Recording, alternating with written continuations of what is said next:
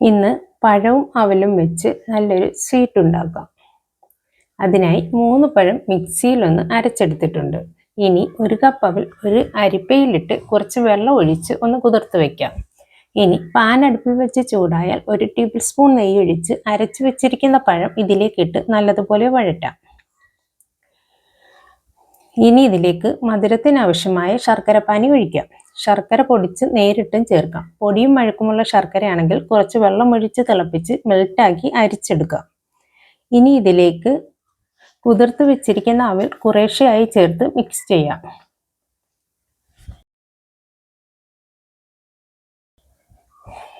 ഇനി 1 ടീസ്പൂൺ ഏലക്കാപ്പൊടി കൂടി ചേർത്ത് മിക്സ് ചെയ്ത് വഴറ്റാം. നെയ്യ് ആവശ്യമെങ്കിൽ 1 ടേബിൾ സ്പൂൺ കൂടി ചേർക്കാം. ഇനി ഇത് നല്ലതുപോലെ വഴറ്റി പാനിൽ നിന്ന് വിട്ടുവരുന്ന പരുവമാകുമ്പോൾ ഫ്ലെയിം ഓഫ് ചെയ്യാം.